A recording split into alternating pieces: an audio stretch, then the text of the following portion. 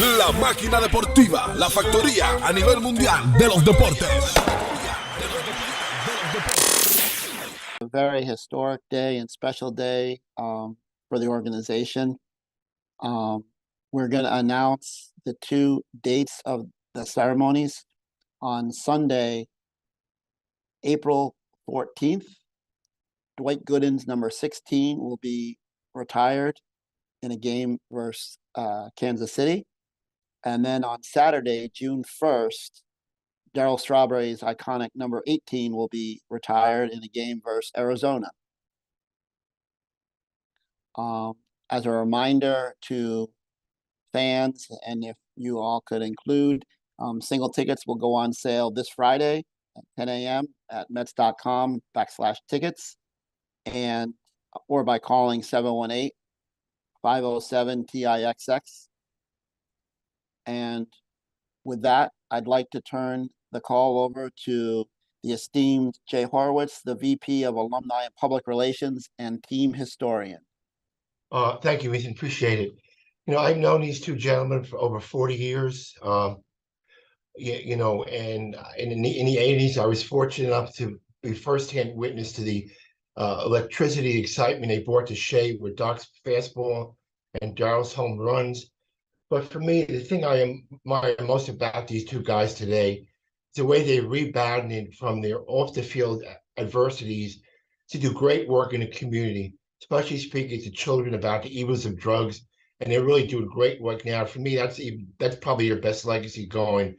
So without further ado, I want to ask Doc and Darryl to say a couple of words of what this day means to you guys. Oh.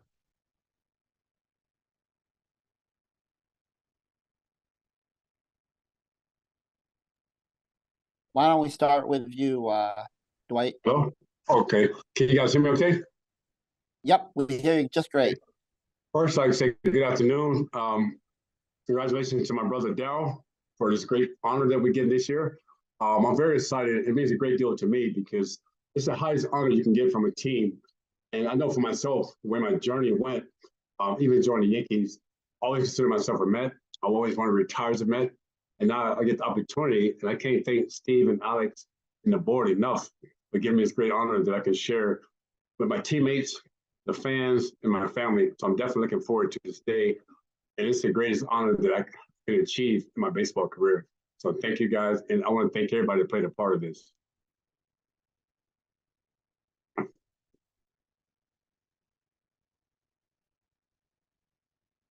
Darryl?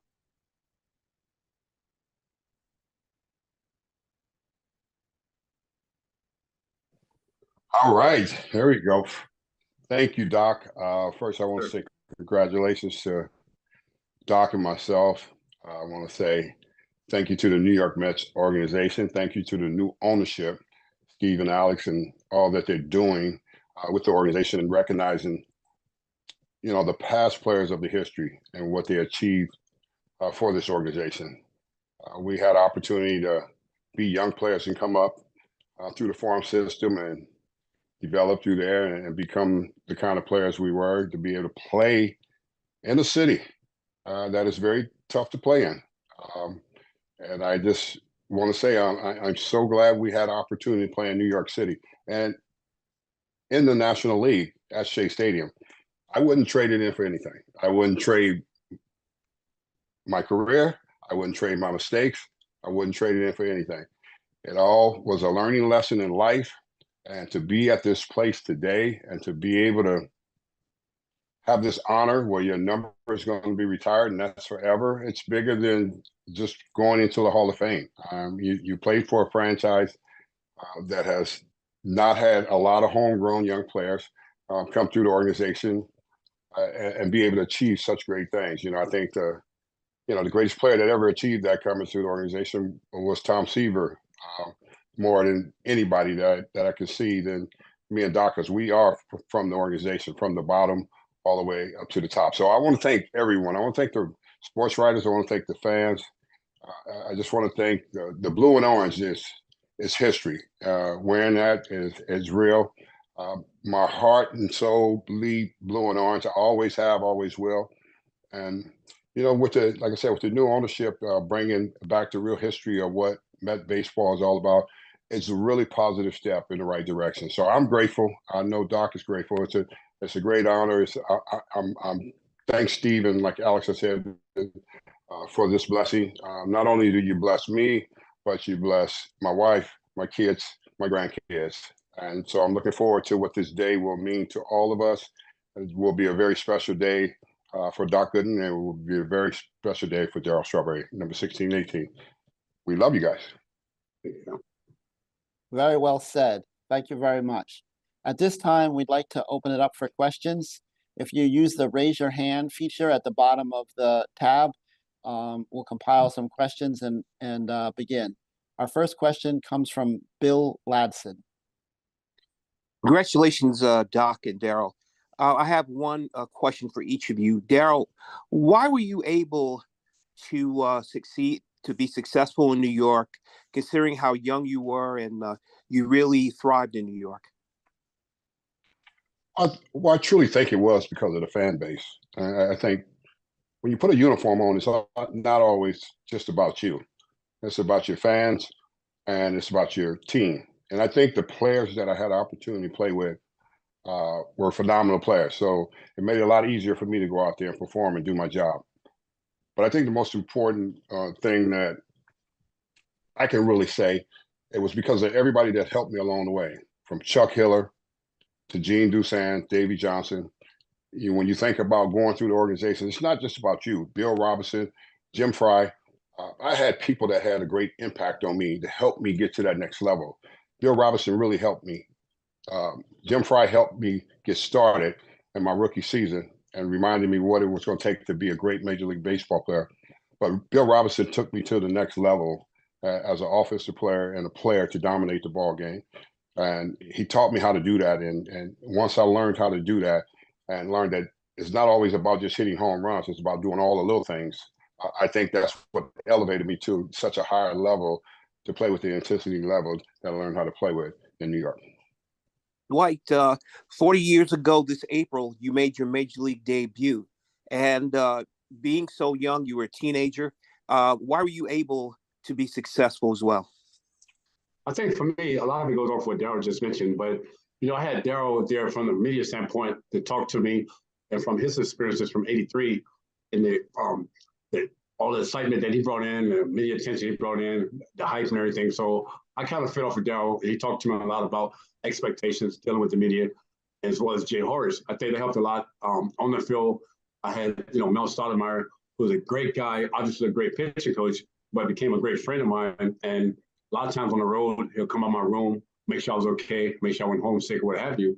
Just hang out with good guys. And I remember Mike Torres, the one guy that sticks out a lot, who in '84, he told me, once myself, Ron Darling, Sid Fernandez, and these guys start pitching well, they probably will release him, Craig Swan, those guys. He said, but while I'm here, I'm going to work with you, and we're going to sit together on the bench. If he's not pitching, if I'm not pitching, we'll go over the hitters. He'll teaching me about reading the hitters' weaknesses and so on. And on the road also, I would go out to eat with Darryl, or I'd go out to eat with Mike Torres, or sometimes with Janum. And they just made me feel comfortable.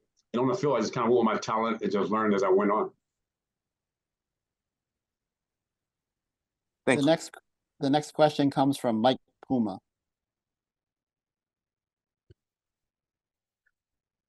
Hi, Darryl and Dwight. I have one question for each. I'll start with Darryl. Darryl, you mentioned the organization not having a lot of homegrown players. I wonder, along those lines, what you think of what Pete Alonso's done in his short time with the Mets, and how important do you think it is that the two sides work out something where he can continue long term here? Well, I hope it works out well for Pete. He's really shown that he's capable of playing in New York and playing under the bright lights and the pressure. The expectations are going to always be there. Once you start putting up big numbers, they're going to always look for more. And can you do it? And he's been productive. That's part of what baseball is all about in New York. Can you produce in this atmosphere? Can you handle the real pressure and the expectations of this? So I just hope that he reach a point and they reach a point as the organization and come together and keep him there and let him be the player that he has been. Let him break all the records. Records are meant to be broken. That's not important. Some guys can sit here and don't want players to break their records. I hope players break my record. That means I've done something, and that means you've done something too. And he has done that. He has performed at that level. And so you just hope and pray that they work it out. That you go on into a free agent year and you have a big year, you're going to demand more. You leave a guy open like that. I mean, that's what happened to me. I mean, I think the relationship with him and the organization is probably different, but the relationship with the front office, I didn't have one when I hit that free agency market when I was in my last season, 1990. And, they left the door open for me. And yes, I ended up leaving, and I just hope Pete doesn't leave, because I ended up personally with a belly full of regrets for leaving. Because there's nothing like playing in New York. There's nothing like the atmosphere. There's nothing like the fans. There's nothing like being booed and fans letting you know when you suck. And that's part of it, because it's either going to make you or it's going to break you. And I didn't have that thriving in me no more when I left New York. So that was a big challenge for me to go forward and play like I used to play in New York after spending those 8 seasons there. And for Doc, I was wondering how much you've seen Luis Severino, who they're bringing in this year, what he did with the Yankees. Yeah, what do you think he can be for the Mets? Can you start over again? It's froze on me. Can you hear me? I hear you now. Okay. I was asking about Severino, Luis Severino, how much you might have seen him pitch with the Yankees, and what you think he could potentially mean for the Mets rotation. I've seen him pitch a lot. Being a baseball fan, I live here in New York. I go to a lot of games at Yankee Stadium as well as Citi Field. I watched him a lot. He had some injuries in his career, and last year it was up and down. I think the key for him, and just from my own experience, anytime you come back from an injury or anything like that, it's just listening to your body, knowing the difference between soreness and pain. And what I mean by that, not trying to do too much, which is easier said than done, especially when you're with a new team, you're trying to impress. But you got to stay within yourself and listen to your body. And I think if he's healthy, I think he can get back to being the pitcher that he once was. He's still a young guy. The key for him is being healthy and not trying to do too much and staying within himself. Thank you. Next question is from Neil Best. For both of you, you both alluded to even though you've both had success elsewhere, including in the Bronx, you both alluded to thinking of yourselves as Mets and kind of that bleeding blue and orange thing. Why do you think that is? Is it just because, that was where you were in your youth and it kind of made that impression? I mean, why do you feel like Mets after all these years? Well, I can say this. When you come up to an organization, you know the organization that you play for. And I think that was so important for me. I'm quite sure it was so important for Doc too. We came through the minor league system through that organization. All the other teams that I played for, they were just teams. The Mets are my team. That's what I grew up under.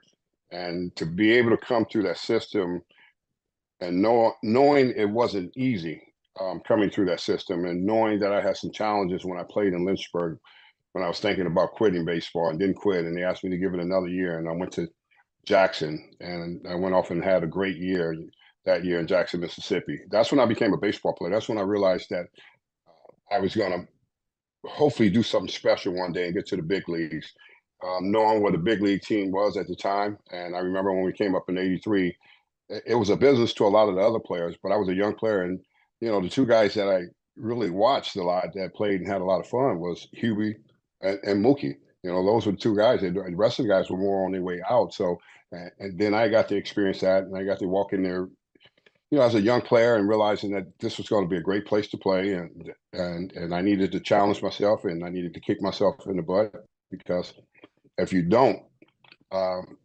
like I said before, they're going to let you know it, and the media is going to let you know it too. I mean, I had a lot of run-ins with the media. Trust me, and a lot of great friends, and some not so great. But I'm glad I had those run-ins, because all of it made me better at the end of the day. And the Mets organization, as overall, has always been my family. It was just different after I was done there because of the old ownership. But now being back around, pretty exciting to see what's happening, seeing the organization go in a different direction and building a younger foundation again, getting a lot of younger players like me and Doc was coming through the organization.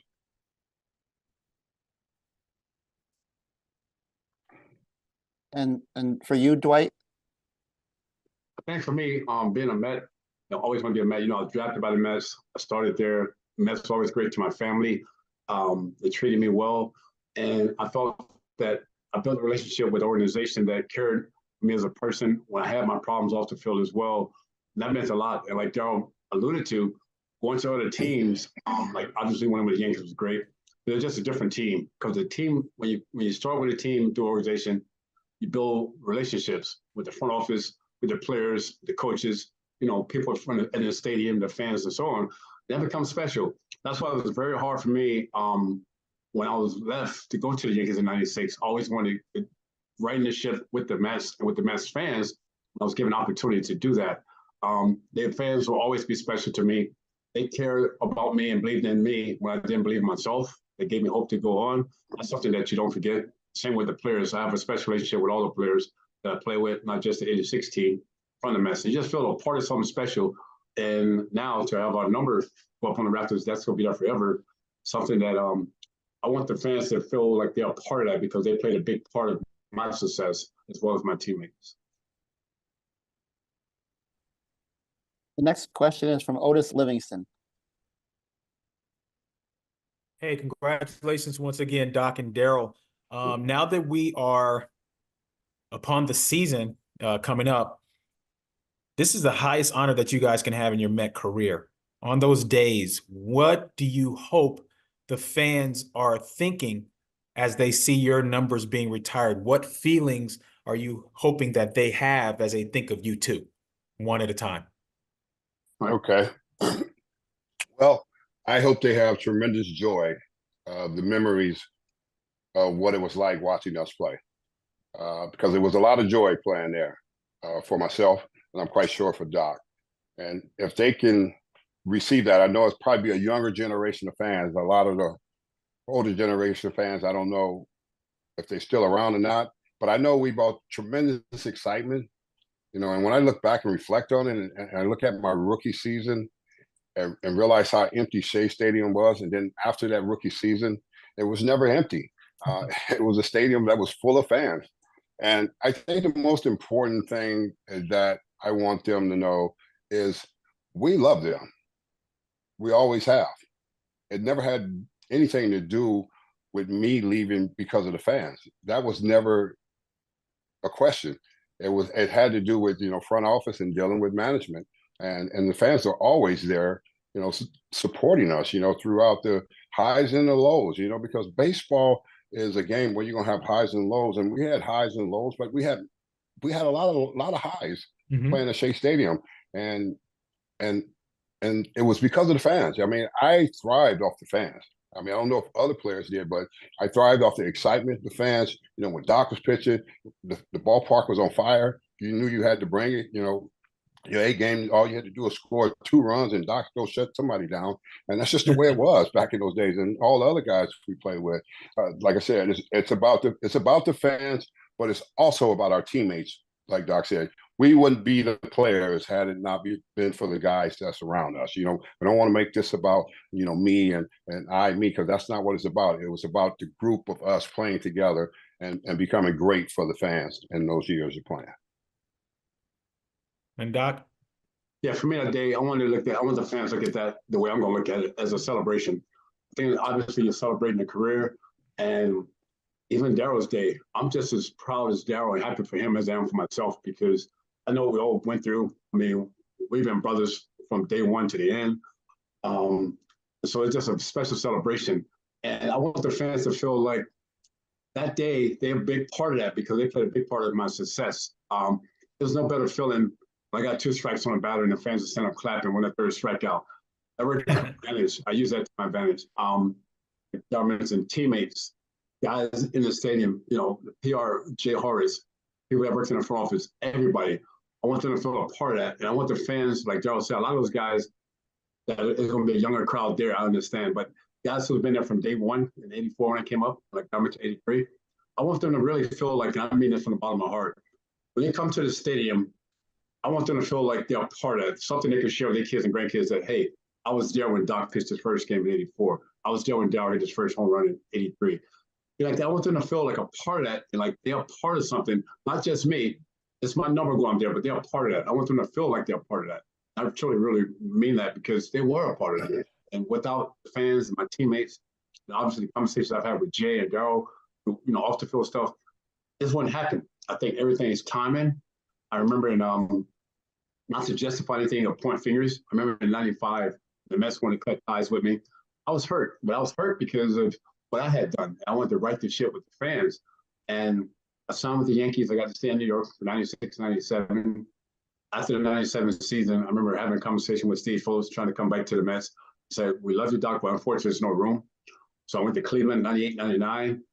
After the '99 season, I called the Mets again, talked to Steve Phillips. And again, I'm not pointing fingers or I'm not upset or anything. Just say, unfortunately, Doc, we have no room. Signed with Houston, pitched 1 game in 2000. Got traded to Tampa, pitched 8 games, got released. I called the Mets again. I said, I'll go to AAA. I'll do whatever you guys want me to do. I just want to finish my career as a Met. And again, there was no room there for it. I signed back with the Yankees. And so now I get to have closing this one last day to thank the fans to go out there. And that's all I really want to do, to make that one last appearance. It won't be Shea Stadium, be Citi Field, but just in front of the Mets to let them know how special they really are to me. Congratulations once again, guys. Thank you. Next question is from Ron Blum. Hey, thanks for doing this, guys. For both of you, for Darryl, with the 300-something homers and Dwight nearly 200 wins, do you ever let yourselves wonder how much greater your careers would have been without the off-the-field troubles? Of course. Even hitting 335 home runs. But on this day right here now, I'm only counting the 252 home runs that I hit over in Queens in the National League with the Mets. Those were the most important days of my career. They were the highs of the highs in my career. And you just never know what journey your life is going to go on. I mean, you can't predict it. I mean, did I predict, or did Doc predict that we would have the troubles? No. Were we young? Did we get safeguarded when we were playing in New York at a young age? Probably not. I don't think so. Everything was wide open. 21 years old, running into Manhattan. I don't think that was a good idea. I don't think that was a good lifestyle for me. I got kind of corrupted, in that lifestyle. And, I kicked myself for that because I could tell you, I started living a lifestyle that I wasn't raised that way. My mother didn't raise me that way. She raised me the right way. I made some bad decisions, and there's some consequences behind making bad decisions. And I had to pay some major consequences behind my bad choices. So I learned a lot from it as I sit here today, and I'm grateful for it. But at the same time, had I could have stayed on track and followed what Gary Carter and Mookie Wilson was living, I probably would have ended up one heck of a ball player in Queens for the rest of my career. If I lived the way those guys were living. But I wasn't. I was wide open in the lifestyle, and I opened myself to a lot of things, and I paid a major price for it. And Doc, your feelings on that? Yeah, my feelings is, you still was a hell of a ball player, fun to watch, and I love you, man. But as I say for myself, I used to beat myself up and talk about what could have been, what should have been, based on what was said and the expectation I put on myself after my first 2 years. But when I look back at it, as a young kid, my only dream was to play Major League Baseball, stay healthy, and try to play a long time. Along the way, I got to accomplish a lot of things, win some real serious titles. And the day that's coming up, April 14th, I never could have imagined that. So I can't beat myself up with that anymore or hold that against myself, because I think I sell more than I really expected out of myself. And so, yes, obviously the off-the-field stuff played a part, but obviously by going through that, I'm able to help others in need as well. And like y'all said, turning our mess into messages, and I got that from you. But so I'm able to go in different directions with my life because of what happened to get better. But as far as the baseball thing that happened, I'm proud of the things I did. I'm proud of you too, Darryl, the things I was able to accomplish, because I never set out to accomplish things I did, and I think I overachieved what I accomplished to do. And where are you speaking from? It looks like it's all decorated in Mets colors. Me? Well, this is my basement here. My daughter's They did this in my basement. I got all my basement stuff. I don't know if you see the pictures behind me. I got me and Darryl right there. I was at the Shake Goodbye. And then the one over here, I got me, Darryl, and Seaver. You'll see a lot of Darryl in my house. A lot of Darryl and a lot of show. Thank you. Yes. Next question is from Bruce Beck. Darryl, Doc, congratulations. Great honor. You talked a little bit about dealing with adversity a couple minutes ago here, but what is your message to the young people of today in terms of dealing with their demons and overcoming them and somehow getting through it? Darryl? Oh, thank you, Bruce. Good to see you too.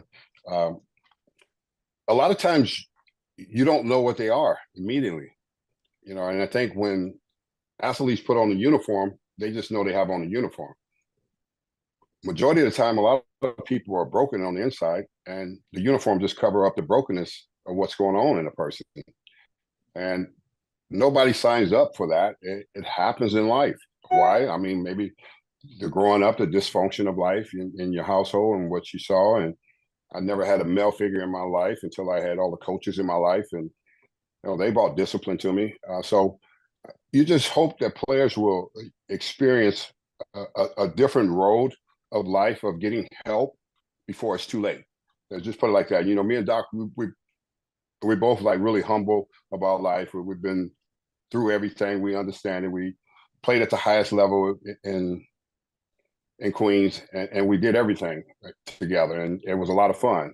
But at the same time, we were young, and we were well on the inside. A lot of times I look back, and like I said, I look at that and I think, man, I was never well. Had I been well, what could I have done? You know, and you just imagine if people can come in, and young athletes can come in and play under that pressure and expectation and be well, get the help that they need.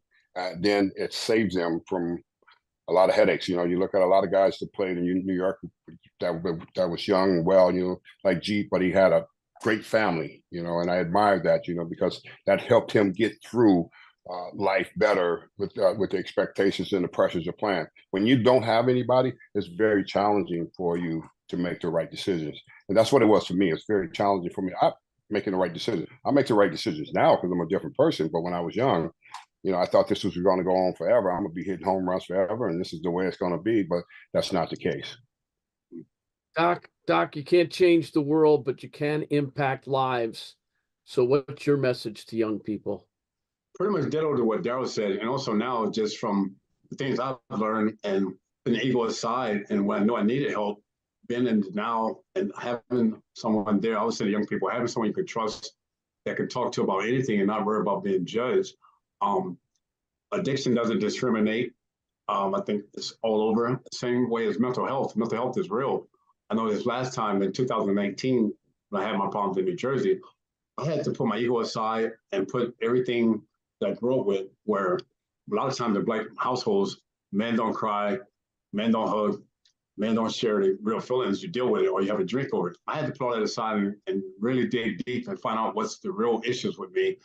I remember times literally crying, going to get drugs, crying to go buy alcohol. That's a problem. That's a mental problem. So this last time, instead of going to a rehab, I put myself into a mental hospital, and my family looked at me like, you're not crazy. You don't have a problem. Like I say, mental health is real. And I like for the younger generation to understand if there's a problem there, you got to be honest with yourself. Like Darryl said, we can hide behind the uniform, but eventually it's going to come out because there are consequences. It's just a matter of being real with yourself and trying to be the best version of yourself that you can be. Thanks for your candor and congratulations, guys. Thanks. Thank you. Thank you. The next question comes from Tina Servasio. Well, Darryl and Doc, congratulations once again from me. And thank you so much for your time today and for being so open. So for both of you, after April 14th and after June 1st, when Mets fans, when baseball fans walk into Citi Field and they see your numbers, how do you want them to remember and think of you when those numbers are not being worn anymore on the field, but are recognized? I guess, Darryl, you could start. Well, I think I want them to remember, you know, what it was like when I stepped on the field to play. And I was all about the team, and didn't have to focus and make the focus on me. I wanted to always be a team player, whatever it took to win, how we needed to do it. If we needed to learn how to protect each other and be there for each other.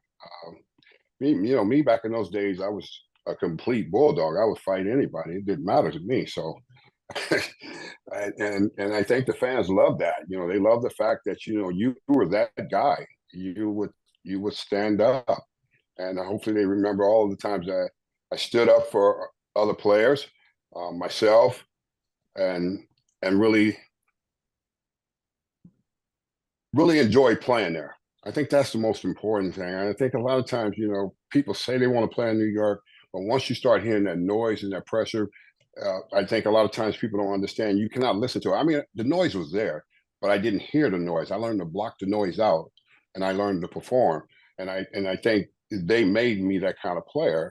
And when you realize that when I went everywhere else, it was good playing, but it was nothing like me playing in Queens. I was a homegrown player that came up with these expectations, and the fans grew on seeing me and Doc, perform at such a high level at a young age. And I'm quite sure they thought it would be forever, and I thought it would be forever. And that road ended. And once that road ended, that's when I took a different turn. So with them coming, the fans coming on these particular dates for us, I hope they enjoy it. I hope they enjoy the history of what we meant to this organization and the heart and soul that we were when we ran out there and we gave our all to try to win. The only thing I regret is losing in '88 to the Dodgers. I regret that. I hate that. That's a big thing with me, probably with me for the rest of my life, of not beating them and not winning more. We should have been able to win more with the kind of players we had on our team, and if we won the big games when we needed to win them, we'd have won more. So those are a lot of things that I think about when I see this day coming. Yeah, my number's going to be retired, but also these days that we had, as an organization and as a team, we could have conquered more. That's something I always think about. We could have, should have, would have. I know now, but we could have conquered more, and we didn't. So Dwight, when people see your number now moving forward, what do you want them to think about when they see that number 16? Same thing, that it was fun playing in front of the New York crowd. They played a big part. I want them to really feel like they was a part of that, the career that I had, and to enjoy that. And not to sound cocky or anything like that, but also that it ended up being another Doc and Darryl at the same time. To put up the numbers that we put up, the excitement we brought to the ballpark. I mean, one of the greatest hitters for that period of time, one of the greatest pitchers for that period of time, two young black athletes at that time. But at the same time, it's a celebration of our careers and what it meant to be at Shea Stadium during that era. And, it feels a little weird for me to say, but we basically helped, not by ourselves, but we helped change the organization. And the fans played a big part of that. The numbers changed, was the people in the seats. And when the fans are there, I know what my number, I want them to feel like they're part of them being up there with me as well. I'm out there accepting it and doing the speech, but they're a big part of that. It was no better feeling than being at Shea Stadium, having a home crowd behind you cheering for you. And when I had my downtime, accepted me back when many times they could have turned me back and went the other way, and I understood. They always were there for me, and that's something that will mean a lot to me, and I hope we're able to enjoy that every day. Thank you. Thank you to you both.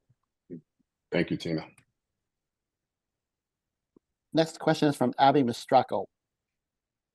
Hi guys, Doc, you just touched on this a little bit, but you saying mental health is healthcare, and asking for it is not always easy, given it historically has not been easy in sports climates. How do you, for both of you, how do you impress on today's athletes that it is okay to ask for help?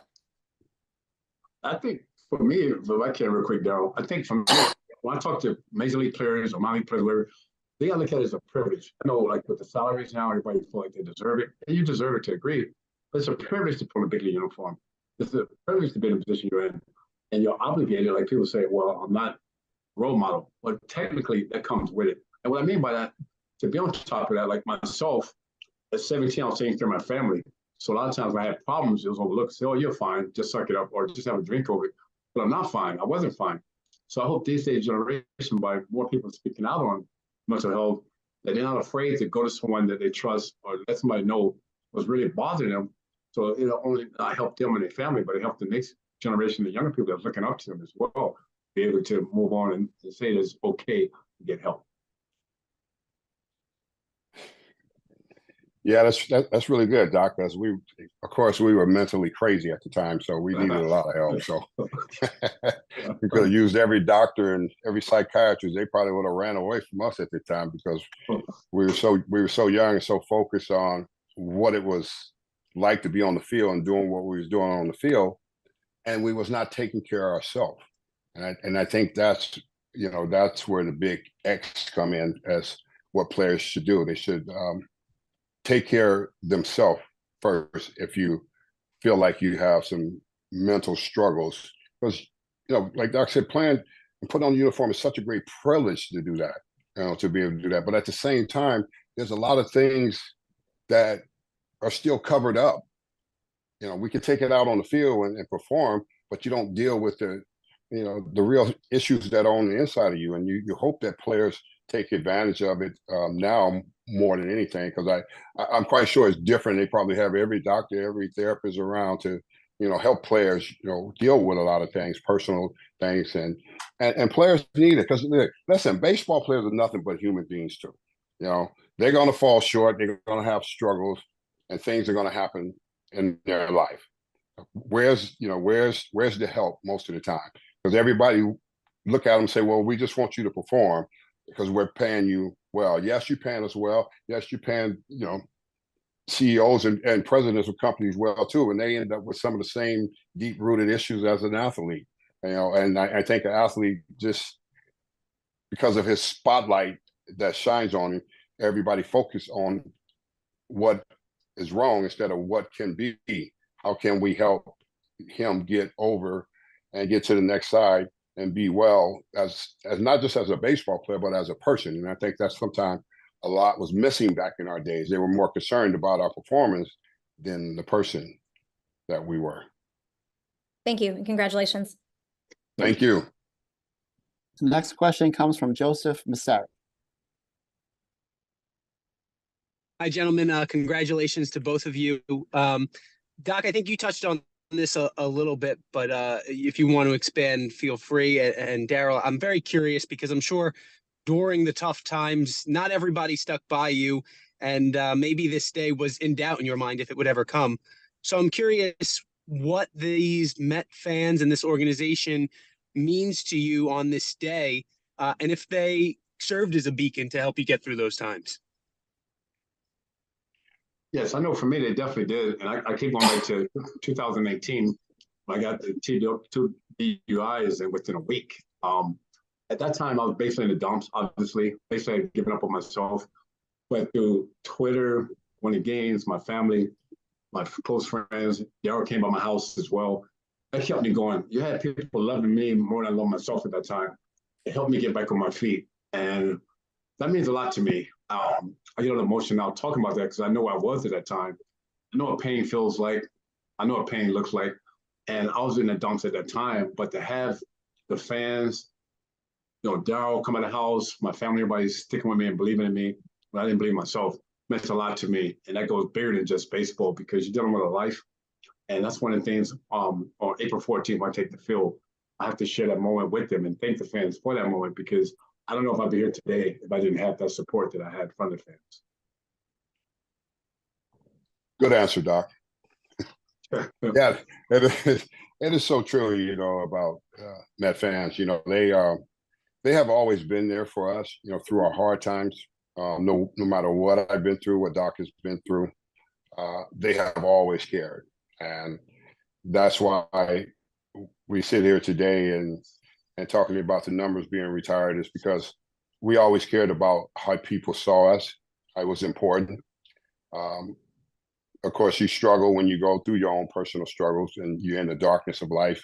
And then you really, truly try to find out, who am I? What's the purpose of all this? And what's the meaning of all this? And, as we go on our own journey, everybody goes on their own journey. You have to really be able to find the true happiness about life, not just being a ball player.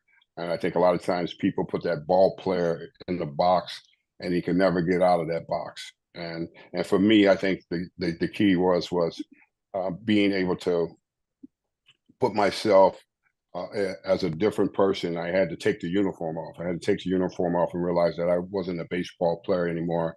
And I needed to go on a different direction and find out about life and find about who I am and what I can do to make a difference to help so many other people. So once I went on that journey, I found great joy and great peace in that. And now I'm able to share with, even the fans, the Met fans and all New York fans, who saw Darryl Strawberry and Dwight Gooden shortcomings, and now they get to see you be an inspiration and inspire people that no matter how far you fall down, no matter how far you fall off the cliff, as long as you don't die, you still got a chance to shape your life and change it and become a better you, so you can give yourself to somebody else. So that's what New York brought to me. New York brought toughness to me, and I think brought toughness to Doc. With our battles and struggles, it taught us how not to quit. Even when we was on the field performance, but even in life, I took from what I learned playing at Shea Stadium, the crowds and the people, the toughness of going through those days we went through, is don't give up, don't quit. And if you don't give up and quit, you got a chance to succeed, just like we did on the field. And I'm truly grateful for that opportunity. Thank you both, and congratulations again. Thank you. Next question is from Jerry Beach. Hey guys, you obviously been linked together, Doc and Darryl and Doc, almost from day one, and you've had some ups and downs in your relationship. What does it mean to share this honor together in the same season, and does it bring things full circle for you guys as individuals and as your in your relationship? Thank you.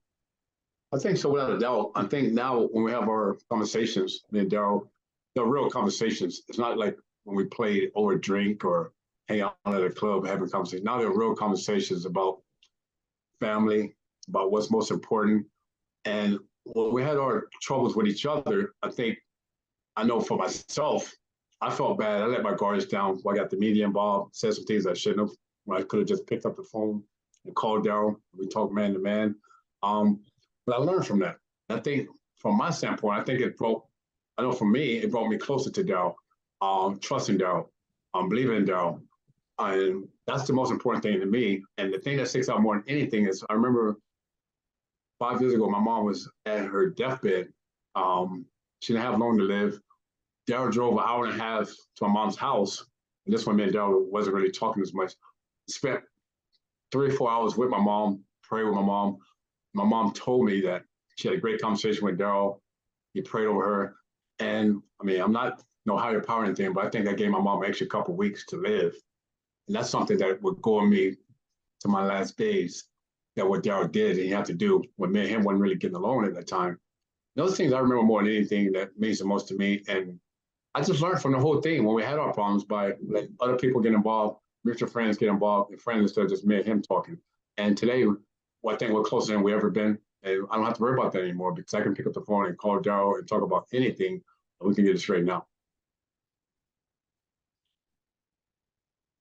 Yeah, that's really good, Doc, because those are life lessons, that we learn, and we learn how to deal with them, and we learn how to grow from them and mature. What people don't understand, me and Doc, we're just like two brothers, and sometimes two brothers in the same house, you get into disagreements and arguments and fights. That don't mean you don't love each other. That means you're trying to help each other and want the best for each other. Yeah, we'd be linked together and tied together for what we did on the field and for our off the field life. We didn't sign up to be off the field like we were. That was just a part of the uniform and the identity and thinking, hey, this is just the way life is, and let's experience it at the fullness, and that's what we did, when we played and everything. So, and there were a lot of things in that life that we shouldn't have never ran into those doors, and you pay a price for that. I mean, you're talking about two young Black African American playing in New York stars, and everything handed to you. You go to Manhattan, you get everything handed to you. You get free clothes, you get free this. How do you supposed to respond to that when you when you're like young. You think this is just the way life is supposed to be, and that's not. You know, that was a real fantasy of life of living and playing.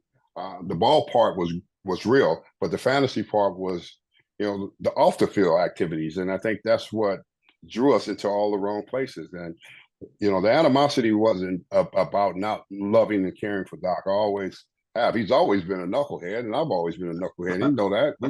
We both know that for each other. You know, so I think, you know, what we learned out of that was a lot. You don't have to put things out there in the public. It's enough public perception anyway. And you know, I think a lot of times a lot of people didn't want us to be close. They didn't want us to like each other. They wanted us to be at each other. And today we sit here, you know, and we're not at each other. There's great joy and great respect for each other. I never played behind anybody greater than that man pitching. And when I say that, I mean that. I've never seen anybody pitch the way he pitched in that 1985 season after his rookie year. And it was just so boring to hit the outfield because he never let anybody get hits or nothing. So but to be able to watch that and be on the field to see that, I've never seen anything like it, and probably never will see anything like that with two players of that stardom that we had at such a young age to play like that in the big spotlight. So I'm forever grateful for Doc. I love him. I love his family. I know his mother. I know his nephew Sheffield. They're all family to me, and they're wonderful people, you know. So, you know, like I said, we sit here today. We sit here with a great celebration for, you know, two guys that really enjoy playing in Queens, enjoy New York. So people don't ever get that wrong. We enjoyed playing in New York and Queens. It was one of the greatest gifts that was given to me and also him, because we got to experience it, and it was nothing like it. Next question is from Bill Ladson.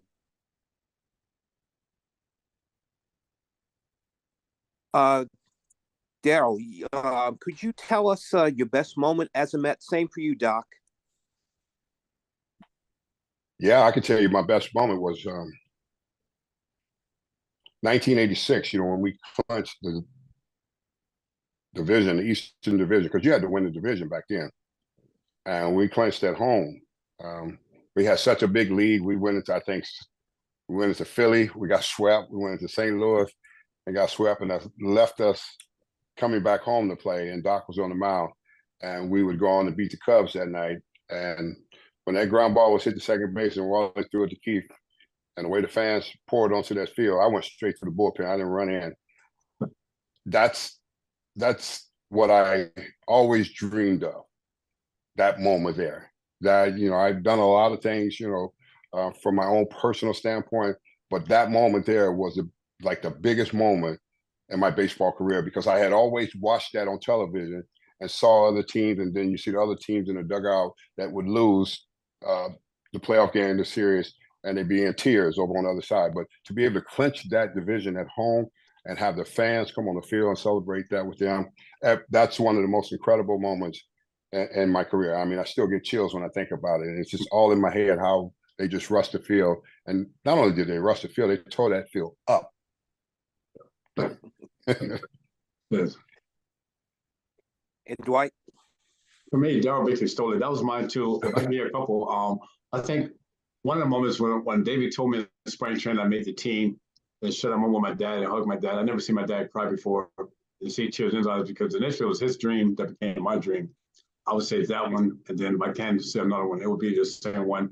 Being on the mound when we beat Chicago Cubs and Chico Walker hit the ground ball to Wally, because obviously I wanted to strike out. But having the fans from the field and the shutout moment with the New York fans, as we came so close the year before, we won 98 games and had to go home. The Cardinals won the division, and then come back that next year and win it, and obviously the World Series. So I gave you three, but if I had to pick one, probably the same one Darryl mentioned. Being on the mound for that last out, and I'm enjoying that moment. It was scary, but fun at the same time with all the fans running the field. Thanks. Next question is from Dan Bartels.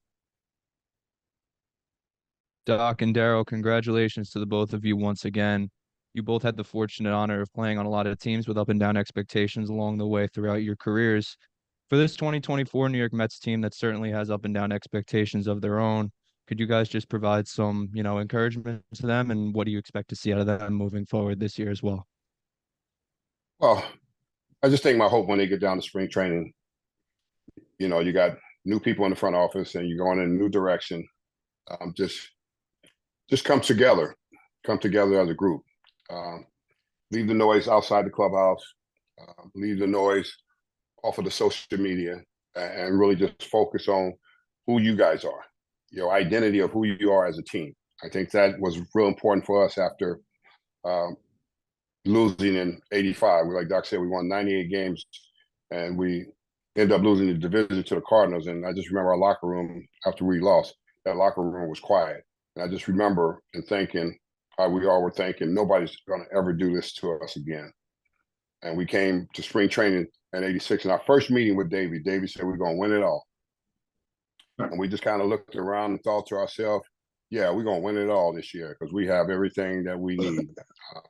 And we put the pieces together. And we didn't get off to a good start, right away. And everybody was questioning, the media was questioning. But once we got rolling, we took off because, you know what, we gelled together, and our chemistry was so important. People say, well, chemistry is not important. Chemistry is important for a baseball team, for you to be able to have players to understand their roles. The players that are not playing every day, they have a role for the team, and they play it, and they know how to do it well. And that's what we had. And our starters are going to be our starters. We had to perform at the highest level, and that's something we did because we gelled together and realized that we just can't let anybody interfere what we're trying to accomplish this year. And we went on to be able to accomplish it. It wasn't easy. It was a tough task. We had to get through that series and Houston, and then being down, and we battled back, but that's the kind of team we had that whole year. So if this team can, have that kind of personality about themselves and don't let anybody else get in their way of that, they could be successful.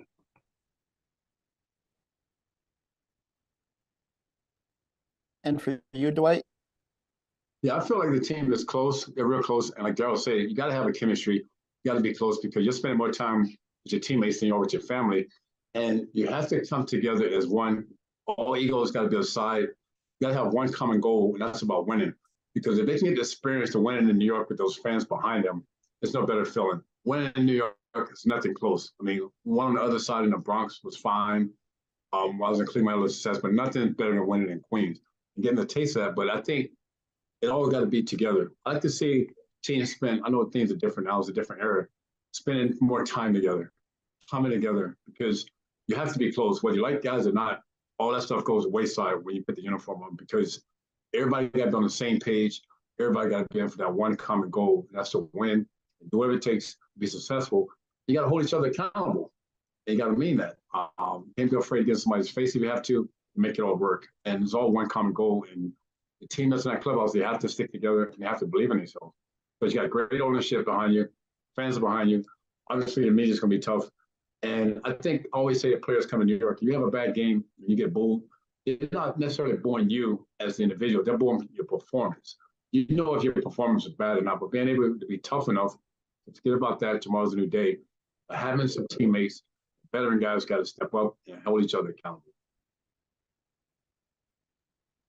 Mark Roseman's next. Hey, Doc. Hey, Straw. Thanks so much for doing this. Congratulations. Always great seeing you guys. You touched on one game, both of you. It was your highlight moment. But you take a look at that team, and probably not a better testament is the fact that if you just say the word Mex, Kid, Hojo, Straw, Nails, Mookie, all one name words, everyone gets it.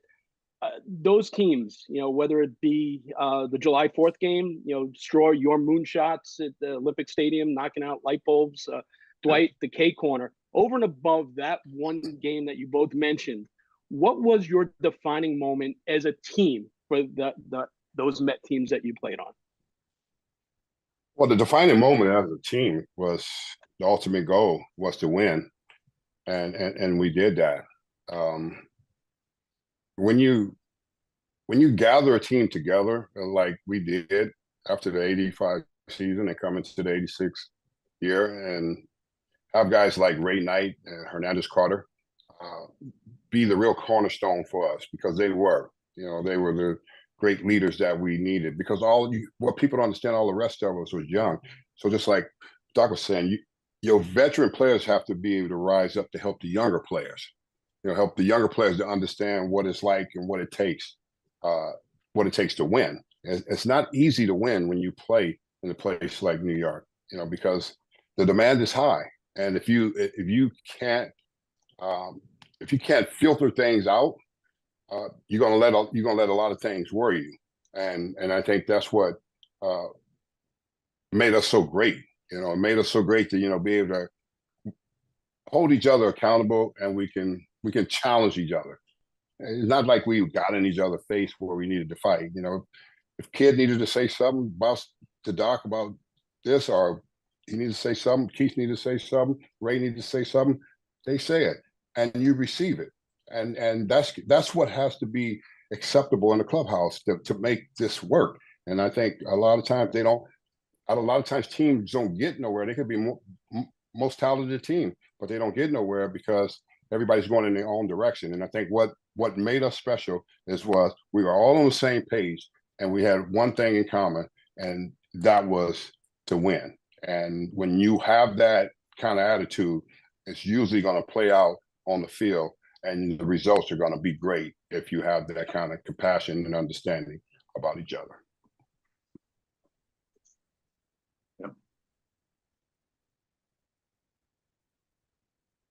And for you, Dwight? For me, it was basically what Darryl just said. I did everything he said, and we, like you said, holding each other accountable. And with our team, we had the veterans there, and on the road, a lot of us hang out together. Like you have a 25-man roster, you go on the road, you check in the hotel, you call your wife, you call your girlfriend, and then at least 20 of us meet right downstairs to go eat together, hit the town together. That's just the way it was. Somebody got a line, hear about it on the bus or the plane, the back of the plane, whatever. But we kept everything in house. Everything that went on, we kept in house. Not everybody got along, but you wouldn't know that. A brawl, fight broke out, everybody was out there. But we kept everything in house, and to have Frank Cashin at the top and David Johnson putting that team together and dealing with the different egos and attitude, what have you. I mean, a lot of credit for David. There's a lot of different attitudes, a lot of egos you had to deal with. They brought all us together. We only had one common goal, like Darryl mentioned. That's what made it very, very special. Thank you, gentlemen, very much. Yep, thank you. A reminder once again, on Sunday, April 14th, Dwight Gooden's number 16 will be raised to the Citi Field rafters, forever retired in a ceremony versus Kansas City. And on Saturday, June 1st, Darryl Strawberry's number 18 will be retired forever in a game versus Arizona. As a reminder for fans and for media, you could briefly mention that single game tickets do go on sale on this Friday, January 19th at 10 a.m. at Mets.com/tickets, or by calling 718-507-TIXX. Once again, thank you for joining us this afternoon.